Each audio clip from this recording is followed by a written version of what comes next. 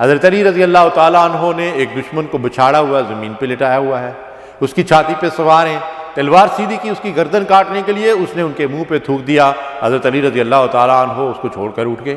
وہ بڑا حیران ہوا، اسے معلوم تھا کہ انہوں نے مجھے قتل تو کرنا ہی ہے، تو اپنے غصے کے اظہار کے لیے اس نے آپ کے منہ پہ تھوک دیا۔ حضرت علی اٹھ گئے تو اس نے پوچھا کہ آپ نے تلوار نکالی تھی میری گردن کاٹنے کے لیے، میں نے تھوک دیا، آپ نے تو میری گردن کے کئی حصے کرنے تھے، آپ نے مجھے چھوڑ دیا۔ حضرت علی نے فرمایا کہ میں تجھے قتل کر رہا تھا اپنے رب کو راضی کرنے کے لیے، اب جب تو نے میرے اوپر تھوک دیا تو میرا نفس بھی اس کے اندر شامل ہو گیا، اب میں غصے کی حالت میں تھا اس لیے میں نے تجھے چھوڑ دیا کہ اب میرا عمل اللہ کے لیے خالص نہیں رہا تھا۔ اللہ اکبر۔ اخلاص ہی وہ ذریعہ ہے جس کے ذریعے سے اللہ تعالیٰ اعمال کو قبول فرماتے ہیں۔ مثلا اگر کسی شخص نے بہت بڑا نیکی کا کام کیا، حتیٰ کہ اللہ کی راہ میں جہاد کیا، جیسا کہ نبی صلی اللہ علیہ وسلم کے دور کا واقعہ ملتا ہے کہ قزمان نامی ایک شخص غزوے کے اندر شریک ہے اور بڑی بہادری سے لڑ رہا ہے۔ اللہ کے رسول صلی اللہ علیہ وسلم کو اطلاع دی گئی تو آپ نے فرمایا کہ قزمان جہنمی ہے۔ بعد میں اس شخص نے زخموں کی جو تکلیف تھی اس کو برداشت نہ کر سکا اور خود ہی اپنے نیزے سے اپنے آپ کو قتل کر دیا۔ تو اللہ کے رسول صلی اللہ علیہ وسلم نے فرمایا کہ میں اللہ کا سچا نبی ہوں اور میں نے جو بات کی تھی وہ صحیح ثابت ہوئی۔ تو اس شخص سے بھی کسی نے پوچھا تھا کہ تو بڑا بہادری کے ساتھ لڑا ہے، تو اس نے کہا کہ ہاں میں یہ چاہتا تھا کہ میرے قبیلے اور میرے خاندان کی بڑائی قائم ہو کہ اس کا سپوت جو ہے بڑی بہادری سے لڑا ہے۔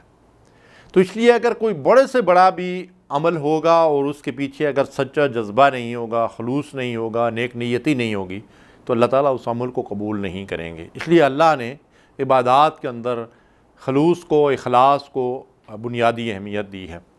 بلکہ علماء فرماتے ہیں کہ دو شرطیں ہیں اعمال کی قبولیت کے لیے، ایک یہ کہ وہ عمل خالص اللہ کی رضا کے لیے ہو، اور دوسرا یہ کہ وہ عمل رسول اللہ صلی اللہ علیہ وسلم کی لائی ہوئی شریعت کے طریقے کے مطابق ہو۔ ارشاد فرمایا الا للہ الدین الخالص، یعنی دین، اطاعت، فرمانبرداری خالص اللہ کے لیے ہے، اور اگر یہ خالص نہ ہو بلکہ اس میں ریاکاری، دکھلاوا، نمود و نمائش، خواہش نفس، کوئی خوف یا لالچ یا شہرت اور ناموری یا کوئی دنیاوی غرض مطلوب ہو تو وہ عمل اللہ کے ہاں قبول نہیں ہوتا۔ نبی کریم صلی اللہ علیہ وسلم نے ارشاد فرمایا من صلی یرائی فقد اشرک، جس شخص نے دکھلاوے کے لیے نماز پڑھی اس نے شرک کیا، ومن صام یرائی فقد اشرک، جس نے دکھلاوے کے لیے روزہ رکھا اس نے شرک کیا، ومن تصدق یرائی فقد اشرک، اور جس نے صدقہ کیا دکھلاوے کی نیت سے اس نے کیا کیا؟ اس نے شرک کیا۔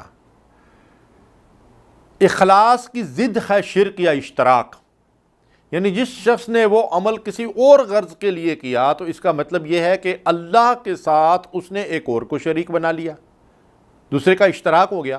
تو کوئی ایسا عمل جس میں صرف اللہ کی رضا مطلوب نہ ہو، اللہ اس عمل کو قبول نہیں فرماتے ہیں، اور قیامت کے دن اللہ فرمائیں گے کہ میں نے تمہارے اسی شریک کے لیے اس عمل کو چھوڑ دیا تھا۔ اب اخلاص کی کیا اہمیت ہے؟ انما الاعمال بالنیات، اعمال کی قبولیت کا دارمدار نیتوں پہ ہے۔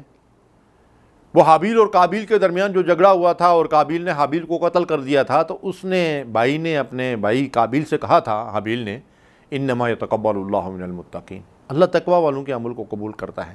یعنی اللہ تقوی کہاں ہوتا ہے؟ نبی صلی اللہ علیہ وسلم نے فرمایا تقوی ہاں ہونا، دل کے اندر ہوتا ہے۔ تو دل کا اخلاص جو ہے اس کے اوپر اعمال کی قبولیت کا دارمدار ہے۔ اس لیے قیامت کے دن اللہ تعالیٰ صرف اعمال کو نہیں دیکھے گا بلکہ ان اعمال کے پیچھے جو نیتیں پوشیدہ تھیں ان کو بھی دیکھے گا۔ ایک حدیث میں آتا ہے کہ اللہ تبارک و تعالیٰ کے فرشتے جب اعمال لکھتے ہیں تو وہ تو جو عمل کیا گیا ہے اس کو لکھ دیتے ہیں۔